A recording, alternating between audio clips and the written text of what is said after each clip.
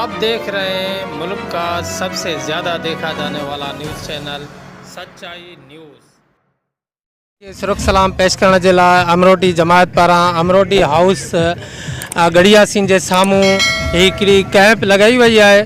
हिन वक़्तु जेको आहे कंहिंजे इस्तक़बाल जे लाइ हिते बीठा आहिनि। जी साईं। बिस्मिल्लाहिर्रहमानिर्रहीम। जीअं त साईं असां मोहतरमा शहीद राणी जेकी उहा न सिर्फ़ु पीपल्स पार्टी जी ही, न सिर्फ़ु जेको आहे त कंहिं जमायत जी ऐं ख़ासि करे असां सिंधियुनि जी जेको आहे त न्याणी हुई। ऐं असां हीअ जेकी कैंप हई वई आहे इहा जेको आहे त फराज़ अमन शेख साहब, इम्तियाज़ अमन शेख साहब, सरदार मक़बूल अमन शेख साहब जन जी इस्तक़बालिया कैंप आहे। उन्हनि जे इस्तक़बाल जे लाइ जेको आहे त असां हिते अमरोटी जमायत जे तरफ़ां जेको आहे त हई वई आहे। उन जी क़यादत में, उन जी अॻुवाणी में तव्हां अॻिते जेको आहे शहीद राणी खे सुरख सलाम पेश करण जे लाइ बि वेंदव या हिते सिर्फ़ु उनजो इस्तक़बाल करे वरी घर हलिया वेंदव? न से न, इस्तक़बाल बि कंदासीं इम्तियाज़ साहब जन जो, ऐं उन खां पोइ जेको आहे त इम्तियाज़ साहब जन जो, फराज़ साहब जन जो जेकॾहिं हुकुम थींदो त असां उते अॻिते बि वेंदासीं इंशाअल्लाह। साईं जीए भुटो, जीए शहीद राणी। असां इम्तियाज़ साहब अॼु काफ़िले सां गॾु आहियूं। अॼु हिते शानदार इस्तक़बाल कयो आहे साईं नादिर शाह अमरोटी साहब। असांखे पहिरियों ई चयो त तव्हांजो साईं हिते जेको आहे सो हज़ारे गाॾियुनि में हज़ारे कारकुननि सां गॾु तव्हांजो हिते वेलकम कंदासीं। फराज़ साहब, इम्तियाज़ साहब जो काफ़िलो पहुचण वारो आहे साईं। शहीद राणीअ खे भेटा पेश करण लाइ असां उन्हनि जे मज़ार ते पहुचण वारा आहियूं। साईं नादिर शाह असां सां गॾु आहे, असांजो दोस्त आहे, भाउ आहे, ऐं हमेशह ईअं ई हमेशह असांजो वेलकम कंदो रहियो आहे ऐं असांजो साथ हमेशह साईं नादिर शाह अमरोटी सां गॾु आहे। असां वञी रहिया आहियूं गड़ी खुदा बख़्श मोहतरमा बेनज़ीर भुट्टो साहिबा जी 13वीं वरसी आहे। उनजे पंहिंजो इम्तियाज़ अहमद शेख साहब ऐं फराज़ शेख साहब जे क़यादत में काफ़िलो निकितल आहे शिकारपुर खां। 250-300 गाॾियुनि ते मुश्तमिल आहे। तव्हां ॾिसंदव वॾी तइदाद में माण्हू कढिया आहिनि। अॼु अलाह साईं जा लख एहसान आहिनि। ऐं असां पंहिंजे शहीद राणीअ जे मज़ार ते वञी ऐं उनजे जेको ईसाल खे सवाब लाइ दुआ बि घुरंदासीं ऐं इहो वचन कंदासीं त इंशाअल्लाह सिंध में त इंशाअल्लाह कामयाबी मिलंदी। पर शिकारपुर हमेशह शिकारपुर पीपल्स पार्टी जो जेको आहे गढ़ रही आहे, किलो रहियो आहे। ऐं इंशाअल्लाह उहा इम्तियाज़ अहमद शेख साहब ऐं फराज़ शेख साहब जी क़यादत में अॼु उहो दोस्तनि ऐं पंहिंजो कारकुननि इहो साबित करे ॾेखारियो आहे जेका उन्हनि मोट ॾिनी आहे ऐं जेके क़यादत में अचनि था। साईं अमरोटी साहब जन जो शुक्रियो आहे, शुक्रियो अदा कयूं त जंहिं हेॾो वॾो इंतज़ाम रखियो आहे वेलकम जे लाइ। असां निहायती उन जा दिलि सां शुक्रगुज़ार आहियूं। मां आख़िर में दोस्तनि खां नारो हणाईंदुमि, नाराए भुट्टो, नाराए इम्तियाज़ साहब, नाराए फराज़ साहब। सर ही जेको आहे तव्हां हिन वक़्तु इस्तक़बालिया कैंप गड़िया सीन अमरोटी हाउस जे साम्हूं मेन रोड ते मौजूदु आहियो। कंहिंजे इस्तक़बाल लाइ बीठा आहियो? काॾे वञी रहिया आहियो? साईं अॼु जो ॾींहुं वॾो ॾींहुं आहे, असांजो ॾुखाइतो ॾींहुं आहे। मोहतरमा शहीद थी वई, उनजे करे इस्तक़बाल जे लाइ वेठा आहियूं। हाणे अची विया आहिनि फराज़ इम्तियाज़ साहब से हुकुम ते असां हीअं अमरोटी हाउस जे तरफ़ों कैंप अचो।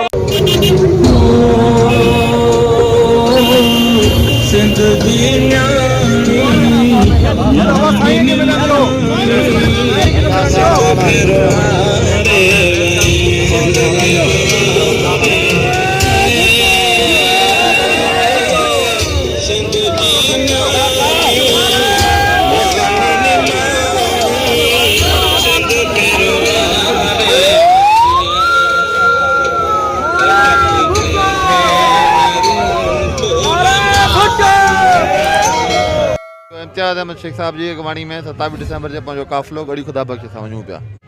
असां हिते पाकिस्तान पीपल्स पार्टी जे वर्करनि वटि अची बीठा आहियूं हिते।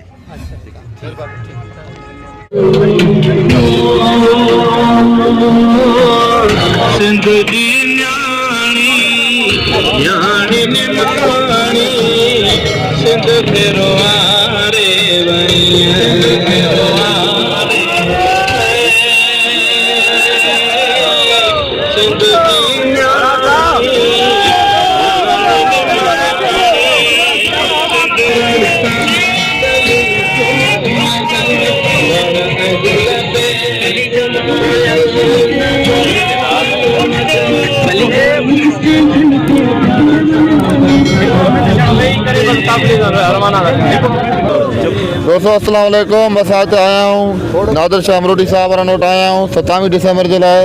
हलूं पिया तव्हां सभिनि दोस्तनि सां गॾु शिकारपुर मां वॾे काफ़िले सां इम्तियाज़ अहमद शेख साहब जी क़यादत में निकिता आहियूं ऐं इंशाअल्लाह वधि में वधि तादाद में शिकारपुर डिस्ट्रिक्ट में चेयरमैन साहब जे हुकुम ते असां शिरकत कंदासीं ऐं इंशाअल्लाह वधि में वधि कामयाब असांजी रैली शिकारपुर में निकिरंदी इंशाअल्लाह। दोस्तनि जी महिरबानी ऐं तव्हां सभु दोस्त तव्हांखे चऊं था दावत ॾियूं था असां सां गॾु हलो कामरान खान असां नादिर शाह बाक़ी पूरी शिकारपुर में संगत आई आहे तव्हांखे गॾु हिते असांजो तव्हां शानदार इस्तक़बाल कयो आहे तव्हांखे हिते पाण सां गॾु वेठी हलंदासीं इंशाल्लाह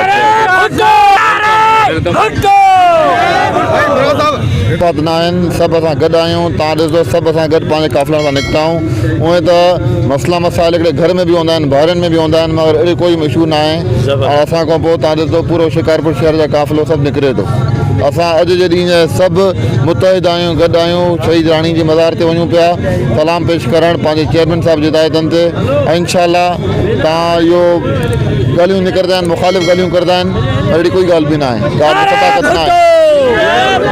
तव्हां ॾिसो था इस्लामाबाद में अञा ई टंगियूं हिलनि थियूं कंपण शुरू थी विया आहिनि हे त हाणे ई हिननि परेशान आहिनि भॼनि था डुकनि था परेशान न हुजनि हा त पोइ ईअं छो एॾो पहिरीं पब्लिसिटी ॾियनि हा अॼु जो असांजो 27 जो प्रोग्राम आहे वरसी जो बीबी शहीद जो अॼु तव्हां ॾिसंदो हिननि में आख़िरी हिकिड़ो कील लॻणी आहे ताबूत में उहा लॻंदी हिननि जे मथां ऐं इंशाल्लाह जीअं असांजो चेयरमैन साहिबु चयो त हुननि खे घर मोकिलंदासीं वक़्त खां पहिरियों अॼु हुनजी शुरूआत आहे तव्हां ॾिसो इमरान ख़ान जल्दी पंहिंजे घर वेंदो बनी साल वेंदो फज़ल रहमान साहब जी क़यादत आई आहे सिंध जी क़यादत आई आहे वफ़द आई आहे पूरी 11 पार्टी जी जो असांजी आहे इतिहाद आहे सभु हुननि जा इतिहादी आया आहिनि असां हितां शिकारपुर जी क़यादत सभु आई आहे हितां हलूं था हो बि ईंदो हो बि अचनि था